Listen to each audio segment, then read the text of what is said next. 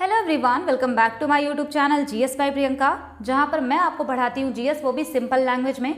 तो इकोनॉमिक्स की concept classes की सीरीज में आज मैं आपको पढ़ाने वाली हूं बेसिक्स ऑफ इकोनॉमिक्स।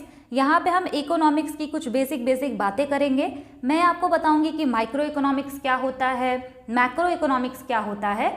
ये सारी चीज़ें ना बहुत ज़्यादा डिटेल में जानने की ज़रूरत तो नहीं है, लेकिन अगर आप इसको पढ़े रहेंगे तो आप ही फायदे में रहेंगे, क्योंकि कभी कभी इससे क्वेश्चन आ भी जाता है और कभी कभी क्वेश्चन नहीं भी आता है। लेकिन हमें पूरा पढ़ना है ताकि अगर क्वेश्चन आए तो आप उसको अटेम्प्ट कर पाए। इसी क्लास में मैं आपको बताऊंगी इकोनॉमी के सेक्टर्स, यानी प्राइमरी, सेकेंडरी एंड टर्शियरी के बारे में भी हम पढ़ेंगे। इसी के साथ क्वार्टरनरी एंड क्वीनरी सेक्टर जो इकोनॉमी का होता है वो भी मैं आपको बताऊंगी। तो यहाँ पे जो चीज़ें इंग्लिश में लिखी हुई हैं वही चीज़ें हिंदी में भी नीचे लिखी हुई हैं, उसका फॉर्मेट अलग है, लेकिन जो जो चीज़ें यहाँ लिखी हैं वही चीज़ नीचे हिंदी में भी लिखी है। तो हिंदी मीडियम वाले स्टूडेंट, इंग्लिश मीडियम वाले स्टूडेंट, आप सब देख सकते हैं। 15 क्वेश्चन मैंने लिया है प्रीवियस ईयर का, और वो भी हिंदी इंग्लिश दोनों में है, तो आपको टेंशन लेने की कोई दिक्कत नहीं है। तो चलिए स्टार्ट करते हैं क्लास को। सबसे पहले आपको जानना है माइक्रो इकोनॉमिक्स और मैक्रो इकोनॉमिक्स। माइक्रो का मतलब होता है छोटा, जैसा कि नाम से आपको पता चल रहा होगा। जैसे आपके घर में माइक्रोनी बनती है ना, तो उसी से याद रख लीजिए कि माइक्रो का मतलब होता है छोटा, मैक्रो का होता है बड़ा। यानी कि जब हम इकोनॉमिक्स में छोटे लेवल की बात कर रहे होते हैं तो उसको बोलते हैं माइक्रो इकोनॉमिक्स, और जब हम बड़े लेवल की चीज़ों की बात कर रहे होते हैं तो उसको हम कहते हैं मैक्रो इकोनॉमिक्स। माइक्रो इकोनॉमिक्स में हम इंडिविजुअल के बिहेवियर पर फोकस करते हैं। इसका मतलब ये है कि इकोनॉमी में अगर कोई भी पॉलिसी आ रही है या कोई भी चेंजेस आ रहे हैं तो एक इंडिविजुअल कैसा बिहेव करेगा, उसी के बारे में हम पढ़ते हैं माइक्रो इकोनॉमिक्स में।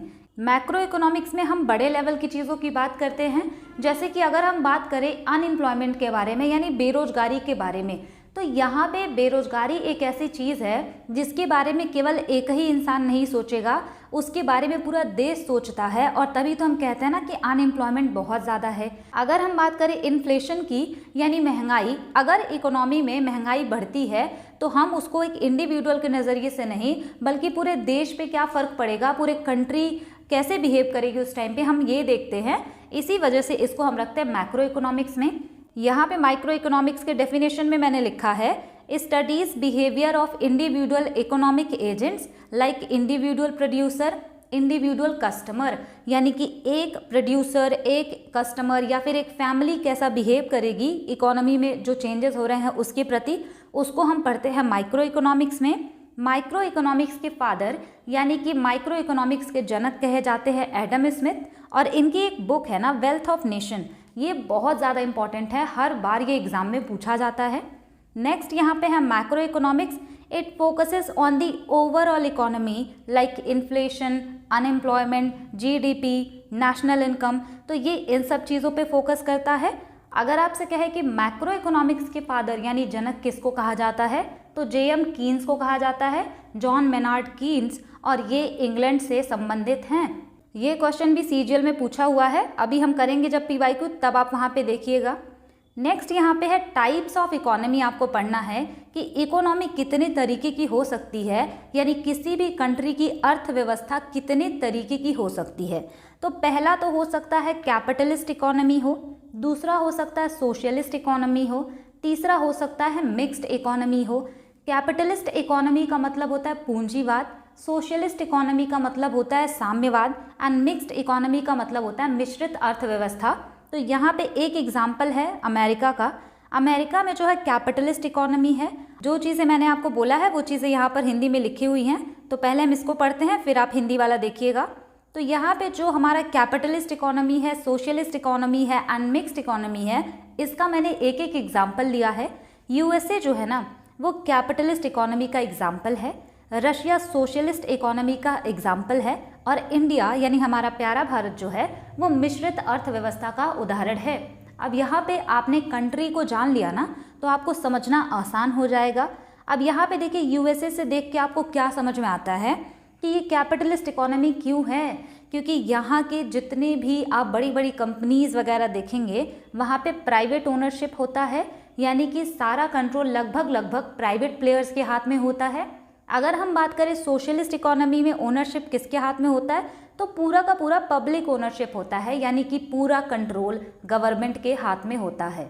अगर बात करें इंडिया की, तो यहाँ पे दोनों चलता है, पब्लिक भी और प्राइवेट भी, यानी कि कुछ कंपनियां हैं जहाँ पे प्राइवेट प्लेयर्स भी हैं और कुछ चीज़ें हैं जहाँ पर पब्लिक भी है, यानी कि गवर्नमेंट की ओनरशिप भी है। अब हम बात करते हैं कि कैपिटलिस्ट इकोनॉमी में अगर प्राइवेट प्लेयर की ओनरशिप चलेगी तो जाहिर सी बात है उनका मकसद क्या होगा, ज़्यादा से ज़्यादा प्रॉफिट कमाना। अगर हम बात करें सोशलिस्ट में, तो इनका मोटिव होता है कि सोशल वेलफेयर करना है, यानी लोगों का कल्याण करना है। जैसे पुराने टाइम में राजा होते थे ना, तो अपने प्रजा का कल्याण करना है, उनका देखभाल करना है, तो सेम उसी तरह से आप इसको समझ सकते हैं। मिक्स्ड इकोनॉमी में बात करें तो इनका दोनों चलता है, यहाँ पे प्रॉफिट जो है मोटिव नहीं होता, यहाँ पर भी लगभग सोशल वेलफेयर की ही तरफ ज़्यादा झुकाव होता है। अब बात करते हैं कि गवर्नमेंट का रोल किस में कितना होता है। अगर बात करें कैपिटलिस्ट इकोनॉमी की, तो यहाँ पे लगभग प्राइवेट जो लोग होते हैं उनका ओनरशिप होता है, तो गवर्नमेंट का रोल यहाँ पर ना के बराबर होता है। इसका मतलब ये नहीं है कि 100% पूरा प्राइवेट के हाथ में ही रहेगा, ऑफ कोर्स वहाँ पे गवर्नमेंट का भी कुछ रोल रहेगा, बट हम इन जनरल बात कर रहे हैं, ठीक। नेक्स्ट यहाँ पे सोशलिस्ट, तो यहाँ पे तो कंप्लीट रोल होता है गवर्नमेंट का, यानी सब कुछ उन्हीं के हाथ में होता है। मिक्स्ड इकोनॉमी की बात करें तो यहाँ पे लिमिटेड रोल होता है गवर्नमेंट का, यानी जहाँ पर जितना ज़रूरत है उतना ही रोल उनका होता है। नेक्स्ट हम बात करें कि इनकम, अगर आपसे पूछे कि जो आय का वितरण होता है, यानी इनकम डिस्ट्रीब्यूशन कैसे कैसे होता है, तो कैपिटलिस्ट में जो इनकम होती है वो अनइक्वली डिस्ट्रीब्यूटेड होती है, यानी आय का असमान वितरण होता है, क्योंकि जो प्राइवेट प्लेयर्स हैं, जिनकी कंपनियां हैं बड़ी बड़ी, उनके हाथ में बहुत ज़्यादा पैसे होंगे, बाकी जो lower strata of the society है उनके पास बहुत कम पैसे होंगे, तो जो उनका इनकम का डिस्ट्रीब्यूशन होता है ना वो अनइक्वल होता है, यानी असमान होता है। मिक्स्ड इकोनॉमी में दोनों होता है, यानी कि आप ऐसा समझ लीजिए कि कैपिटलिस्ट एंड सोशलिस्ट का मिक्सचर है, तो यहाँ पे सारी चीज़ें बैलेंस में चलेंगी। आई होप आपको अब ये इतना तो समझ आ गया होगा कि इकोनॉमी कितने तरीके की हो सकती है किसी भी कंट्री की, तो 3 तरीके की। आपने अगर ये एग्जाम्पल देखा है तो आपको अच्छे से ये समझ में आ गया होगा, और एग्जाम्पल ज़रूर ध्यान रखिएगा क्योंकि ये भी क्वेश्चन में पूछ लिया जाता है। यही चीज़ यहाँ पर हिंदी में है कि माइक्रो इकोनॉमिक्स को व्यष्टि अर्थशास्त्र बोलते हैं, इनके जनक एडम स्मिथ, और इनकी बुक है वेल्थ ऑफ नेशन। अगर बात करें मैक्रो इकोनॉमिक्स की, इसको समष्टि अर्थशास्त्र बोलते हैं, और यहाँ पे हम सारी चीज़ें पढ़ते हैं, एक ब्रॉडर पिक्चर देखते हैं यहाँ पर। तो यहाँ पे अर्थशास्त्र के जनक J.M. कीन्स होंगे। अर्थव्यवस्था के जो प्रकार मैंने अभी आपको बताया कि पूंजीवादी अर्थव्यवस्था, समाजवादी अर्थव्यवस्था और मिश्रित अर्थव्यवस्था होगी। नेक्स्ट हम यहाँ पर पढ़ेंगे सेक्टर ऑफ इकोनॉमी, तो उसमें 3 सेक्टर होता है ना, प्राथमिक, द्वितीयक एंड तृतीयक, जिसको बोलते हैं primary sector, secondary sector and tertiary sector. तो यहाँ पे पहले मैं आपको समझा दूँ, फिर आपको ये PDF मिलेगी तो आप अच्छे से पढ़ लीजिएगा। सेक्टर ऑफ इकोनॉमी का मतलब होता है अर्थव्यवस्था के क्षेत्र, तो ये 3 होते हैं, primary, secondary and tertiary. Primary sector को हम बोलते हैं लगभग एग्रीकल्चर एंड अलाइड सेक्टर। यहाँ पे हम उन चीज़ों की बात कर रहे होते हैं जो हमें नेचर में फ्री में मिला है, जैसे कि एग्रीकल्चर, फिशिंग, डेयरी, फॉरेस्ट्री, यानी जहाँ पे आप सीधे सीधे नेचर से जुड़े होते हो, नेचुरल रिसोर्सेज का यूज़ कर रहे होते हो, उसको हम कहते हैं कि ये प्राइमरी सेक्टर में आएगा। यहाँ पर जो है डायरेक्टली इन्वॉल्व होते हैं लोग एनवायरनमेंट से, और ये होता है हमारा बैकबोन ऑफ इंडियन इकोनॉमी, यानी हमारी अर्थव्यवस्था की रीढ़ है ये। और इसमें काम करने वाले लोगों को हम कहते हैं रेड कॉलर जॉब्स। ऐसा इसलिए क्योंकि जो भी प्राइमरी सेक्टर में कार्यरत लोग होते हैं, यानी इसमें जो लोग काम करते हैं प्राइमरी सेक्टर में, उनको काम करने के लिए घर से बाहर निकलना पड़ता है, इसी वजह से उनको हम कहते हैं कि ये रेड कॉलर जॉब्स में हैं। नेक्स्ट यहाँ पे है सेकेंडरी सेक्टर। ये बहुत ज़्यादा सिंपल है, ये मैन्युफैक्चरिंग से रिलेटेड है, यानी जो भी आप बड़ी बड़ी इंडस्ट्रीज़ वगैरह देखते हैं वो सारा हमारे सेकेंडरी सेक्टर में आता है। यानी ये प्राइमरी सेक्टर के रॉ मटेरियल को यूज़ करते हैं, उसको प्रोसेस करते हैं, तो वही ये काम करते हैं सेकेंडरी सेक्टर वाले। और इसमें काम करने वाले जो लोग होते हैं उनको हम कहते हैं कि ये ब्लू कॉलर जॉब्स हैं। अगर हम बात करें steel industry, electricity, yard industry या कोई भी इंडस्ट्री, अगर आपसे एग्जांपल देके पूछा जाए कि ये इकोनॉमी के किस सेक्टर में आएगा, तो वो सेकेंडरी सेक्टर में आएगा। थर्ड है यहाँ पर टर्शियरी सेक्टर, यानी तृतीयक क्षेत्र जो होता है, इसमें ऐसी चीज़ें आती हैं ना जो इनटैंजिबल इन नेचर होती हैं, यानी कि आप इसको छू नहीं सकते, जैसे कि मैं आपको पढ़ा रही हूँ तो आप पढ़ सकते हैं, लेकिन आप इस पढ़ाई को छू नहीं सकते ना, तो मैं आपको सर्विसेज दे रही हूँ। तो ये टीचिंग हो गया, बैंकिंग की फैसिलिटी आपकी हो गई, हेल्थ फैसिलिटी, ट्रांसपोर्ट, टूरिज़्म, ये सारी जो चीज़ें हैं ये टर्शियरी सेक्टर में आती हैं, क्योंकि ये आपको सर्विसेज प्रोवाइड करती हैं। जैसे कि बैंकिंग जो है एक सुविधा है और आप उस बैंकिंग को नहीं छू सकते। आप बैंक को छू सकते हो या फिर आप नोट को छू सकते हो, एटीएम वगैरह का जो मशीन है उसको छू सकते हैं, बट वो जो बैंकिंग की फैसिलिटी है ना, आप उसको नहीं छू सकते। तो इसलिए ये सारी चीज़ें टर्शियरी सेक्टर में रखी जाती हैं। टर्शियरी सेक्टर का मतलब होता है सर्विसेज सेक्टर, तो ज़रूर इसको याद रखिएगा। और इनमें काम करने वाले लोगों को हम कहते हैं वाइट कॉलर जॉब्स। तो अभी आपने समझा कि primary sector, secondary sector and tertiary sector क्या होता है, लेकिन आप खुद सोच के बताइए, क्या आपको ऐसा नहीं लगता कि कुछ सर्विसेज ऐसी हैं जो छूट गई हैं, अभी इन तीनों सेक्टर में कवर नहीं हुई हैं? उसी को हम आगे और पढ़ेंगे, लेकिन इसके पहले मैं आपको बताऊंगी कि जीडीपी में ये जो primary, secondary and tertiary sector हैं, इन्होंने कितना योगदान दिया था 2011 के टाइम पर। अगर आपसे पूछता है कि प्राइमरी सेक्टर का कितना कंट्रीब्यूशन था जीडीपी में, तो वो तब 14.39%, ये 2011 के अकॉर्डिंग है। अगर आपसे कहे कि सेकेंडरी सेक्टर का कितना ज़्यादा योगदान था, तो 31.46%, टर्शियरी सेक्टर का 54.15%। यहाँ पे मैंने आपके लिए अलग से एग्जाम्पल लिखा है, फिशिंग, माइनिंग एंड क्वेरिंग, ये प्राइमरी सेक्टर में आते हैं। क्वेरिंग का मतलब होता है उत्खनन, माइनिंग का मतलब होता है जो खदान होती है वो, फिशिंग का मतलब तो आप जानते ही हैं। तो ये अलग लिखने का मेरा रीज़न इसलिए था ना, क्योंकि कहीं आपको ये ना लगे कि ये सेकेंडरी सेक्टर में आता है क्योंकि हम यहाँ पे माइनिंग कर रहे हैं, तो ऐसा नहीं है। क्योंकि माइन आप जो कर रहे हैं या माइनिंग वगैरह, तो वो सारा जो है नेचर से ही रिलेटेड है। अभी मैंने आपको पढ़ाया primary sector, secondary sector and tertiary sector, लेकिन इसके अलावा भी कुछ चीज़ें ऐसी थी जिनको कि क्लासीफाई करना ज़रूरी था। इसी वजह से टर्शियरी सेक्टर को ही फर्दर 2 और कैटेगरीज में एक्सटेंड कर दिया गया, जिसको कि हम कहते हैं quaternary sector and quinary sector. Quaternary sector में हम ऐसे लोगों को रखते हैं जो बहुत ज़्यादा स्किलफुल हो, यानी जो बहुत ज़्यादा पढ़े लिखे लोग हों, उनको हम रखते हैं क्वाटरनरी सेक्टर में।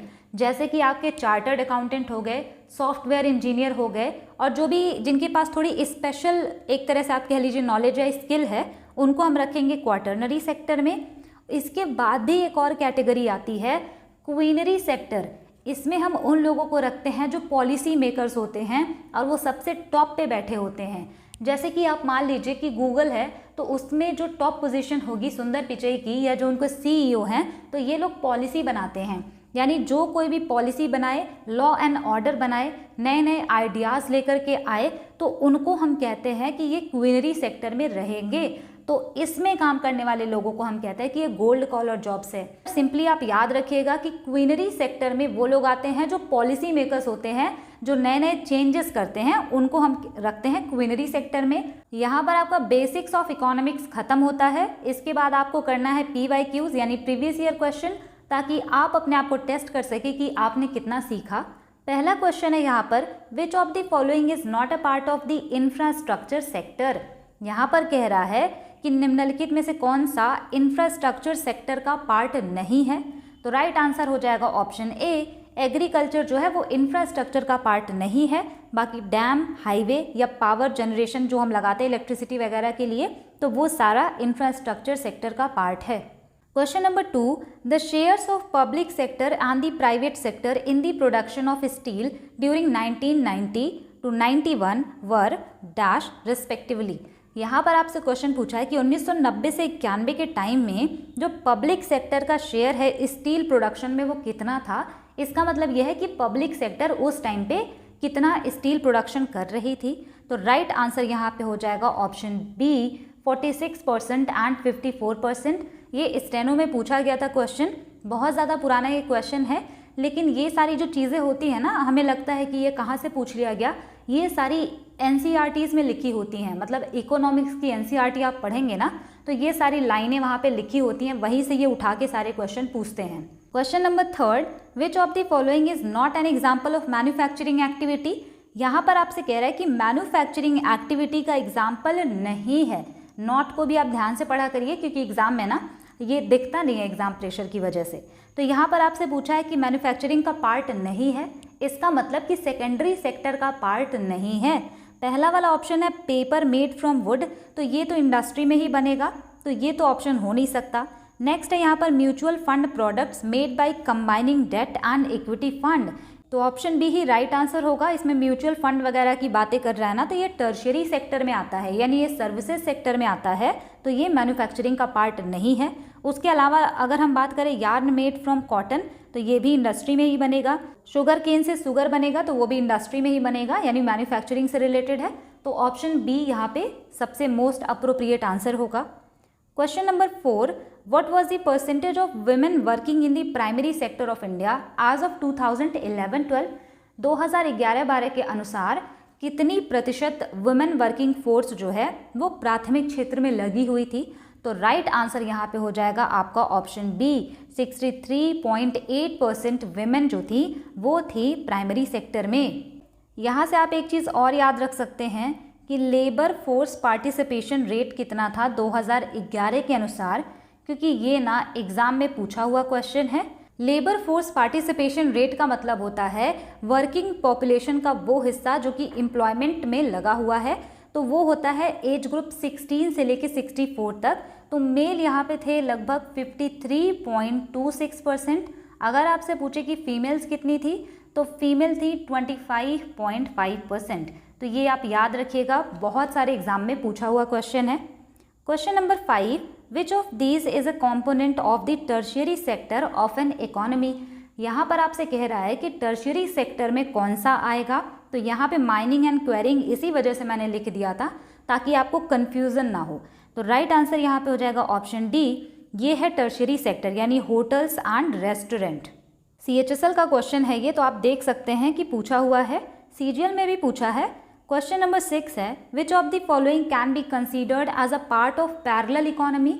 यहाँ पर आपसे कह रहा है कि पैरेलल इकोनॉमी का मतलब क्या होता है, यानी समांतर अर्थव्यवस्था का क्या मतलब होता है। सिंपल लैंग्वेज में आपको समझना है कि पैरेलल इकोनॉमी क्या होती है। तो पैरेलल इकोनॉमी का मतलब ये होता है कि कुछ लोग इलीगल तरीके से जो पैसा कमाते हैं, यानी ब्लैक मनी कमाते हैं, उन सब चीज़ों में जो लोग लगे होते हैं ना, उसी को हम कहते हैं पैरेलल इकोनॉमी। तो राइट आंसर यहाँ पे हो जाएगा option A, under declared income, यानी इनकी जो इनकम होती है ये डिक्लेयर नहीं करते हैं। Question number 7, John Maynard Keynes best known for his economic theories Keynesian theories held from which country? यहाँ पर देखिए आपसे क्वेश्चन पूछ लिया कि JM कीन्स जो हैं वो किस कंट्री से बिलोंग करते हैं। राइट आंसर हो जाएगा ऑप्शन डी, इंग्लैंड से बिलोंग करते थे। Question number 8, dash is defined as the study of behaviour of individual decision making unit such as consumer, resource owners and firm. यहाँ पर आपसे कह रहा है कि अगर हम इंडिविजुअल का जो डिसीजन होता है उसकी स्टडी करते हैं, जैसे कि कंज्यूमर कैसा बिहेव करेगा, या फिर कोई रिसोर्स ओनर है वो कैसा बिहेव करेगा, या फिर कोई छोटी सी फर्म है वो कैसा बिहेव करेगा अगर इकोनॉमी में चेंजेस होंगे, तो राइट आंसर हो जाएगा ऑप्शन ए। ये सारी चीज़ें हम पढ़ते हैं माइक्रो इकोनॉमिक्स में। Question number 9, income and employment theory is the other name for which branch of economics? यहाँ पर आपसे क्वेश्चन पूछा है ना कि इनकम और एम्प्लॉयमेंट हम किस ब्रांच में पढ़ते हैं, तो मैंने आपको क्या बताया था कि अगर हम ऐसी चीज़ें पढ़ रहे हैं जो कि पूरे कंट्री को इफ़ेक्ट करती हैं तो वो आता है मैक्रो इकोनॉमिक्स में। यानी इनकम का अगर हम बात करें, यानी नेशनल इनकम वगैरह, या फिर एम्प्लॉयमेंट की बात करें, रोजगार की बात करें, तो ये पूरे कंट्री को इफ़ेक्ट करती हैं, तो इसको हम पढ़ते हैं मैक्रो इकोनॉमिक्स में। Question number 10, an industrial economy is best defined as an economy whose 50% or more produce value comes from the dash sector। यहाँ पर आपसे पूछा है ना कि इंडस्ट्रियल इकोनॉमी का मतलब कि 50% से ज़्यादा उनका जो प्रोडक्शन है वो किस सेक्टर से आए, तब हम कहेंगे कि ये इकोनॉमी इंडस्ट्रियल इकोनॉमी है। तो राइट आंसर हो जाएगा ऑप्शन बी। अगर सेकेंडरी सेक्टर से ज़्यादा प्रोडक्शन आ रहा है तब हम कह सकते हैं कि ये कंट्री का जो इकोनॉमी है वो इंडस्ट्रियल इकोनॉमी है, यानी कि सेकेंडरी सेक्टर से रिलेटेड इनका इकोनॉमी है। Question number 11, which branch of economics deals with the depletion of natural resources, stock and pollution which are a result of rapid economic development? यहाँ पर आपसे कह रहा है कि इकोनॉमिक्स की किस ब्रांच में हम प्राकृतिक संसाधन भंडार की कमी और प्रदूषण से संबंधित होता है। तो राइट आंसर हो जाएगा इन्वायरमेंटल इकोनॉमिक्स में हम ये सारी चीज़ें पढ़ते हैं। वैसे आपको ना नाम देख के ही पता चल जाएगा। और ये सीजीएल का क्वेश्चन जो है पूछा हुआ है। Question number 12, all monetary transfer और kinds sent by migrants to the place of origin are called. यहाँ पर कह रहा है कि जो भी पैसे भेजते हैं लोग जो बाहर रह के कमाते हैं और वो इंडिया में पैसे भेजते हैं अपने घर पर, तो उसको हम क्या बोलते हैं। तो राइट आंसर हो जाएगा ऑप्शन सी, इसको हम कहते हैं remittances. Question number 13, A free market economy is a crucial aspect of. यहाँ पर आपसे कह रहा है कि मुक्त बाजार अर्थव्यवस्था किसका महत्वपूर्ण पहलू है। तो राइट आंसर यहाँ पे हो जाएगा ऑप्शन बी, कैपिटलिज्म जो होता है उनकी इकोनॉमी जो होती है वो काफ़ी फ्री होती है, यानी गवर्नमेंट का इंटरफेरेंस ना के बराबर होता है। इसी वजह से मैंने आपको ना फीचर जो है अलग अलग करके पढ़ाया है, क्योंकि स्टेटमेंट बेस्ड भी क्वेश्चन बन सकता है। Question number 14, which of the following statement is correct regarding the socialist society in the economy. यहाँ पर आपसे कह रहा है कि समाजवादी समाज के संबंध में कौन सा कथन सही है। यहाँ पे मैंने आपको पहले ही पढ़ा है सोशलिस्ट इकोनॉमी क्या होती है, और ये जो ऑप्शन है ना ये वाला, ये नीचे मैंने हिंदी में लिखा है क्योंकि एक ही साथ हो जा रहा था ना तो वो सही से दिख नहीं रहा था। तो पहला स्टेटमेंट है the government decides what the goods are to be produce. यहाँ पे कह रहे हैं कि गवर्नमेंट डिसाइड करती है कि कौन कौन से गुड्स बनाने हैं। दूसरा यहाँ पर है distribution of goods under socialism is suppose to be based on what people need. यहाँ पे ये कह रहा है कि जो गुड्स का डिस्ट्रीब्यूशन होता है सोशलिस्ट इकोनॉमी में वो ऐसे दिया जाता है कि लोगों को किस चीज़ की ज़रूरत है। तो ये बिल्कुल सही है। राइट आंसर हो जाएगा बोथ 1 और 2, दोनों ऑप्शन सही है सोशलिस्ट इकोनॉमी के बारे में। Question number 15, which of the given sectors is largely driven by consideration of social welfare. यहाँ पर सिंपल लैंग्वेज में आपसे ये क्वेश्चन पूछा है कि कौन सा क्षेत्र ऐसा है जिसमें कि सोशल वेलफेयर यानी सामाजिक कल्याण को ज़्यादा ध्यान में रखा जाता है। तो राइट आंसर हो जाएगा ऑप्शन सी, पब्लिक में, यानी कि जहाँ पे गवर्नमेंट पूरा ओन करती है, इकोनॉमी चलाती है, तो उनका यही मकसद रहता है कि सभी लोगों का कल्याण हो। और ये मैंने आपको पहले ही बताया, और ये सीजीएल का क्वेश्चन है। क्वेश्चन नंबर 16, एड और auxiliary to trade includes which of the following. यहाँ पर आपसे कह रहा है कि व्यापार में कौन सी चीज़ सहायता करती है। तो राइट आंसर हो जाएगा ऑप्शन डी, वेयर हाउसिंग, यानी भंडारण की सुविधा है तो आप गुड्स जो प्रोड्यूस करोगे उसको स्टोर करके रख सकते हैं। तो ये इम्पॉर्टेंट है जो कि हमें एड देती है, सहायता देती है। तो यहाँ पर आपका खत्म होता है types of economy, sector of economy, micro economics and macro economics. और इन चीज़ों को आपको बहुत डिटेल में पढ़ना है ताकि अगर स्टेटमेंट बेस्ड क्वेश्चन आ जाए तो आप कर पाएँ। ये क्लास आपको कैसी लगी ये मुझे आप कमेंट करके ज़रूर बताइएगा। और यहाँ पे जो भी टॉपिक मैं लेके आऊँगी इकोनॉमिक्स का, चाहे इसके बाद हम और सब्जेक्ट जो भी स्टार्ट करें उसका, तो जो भी टॉपिक आएगा उन सबको आपको देखना है, क्योंकि यहाँ पे सिर्फ हम इम्पॉर्टेंट टॉपिक ही डिस्कस कर रहे हैं। अगर आपने क्लास को लास्ट तक देखा है तो thanks for watching, stay tuned, keep learning, keep working hard.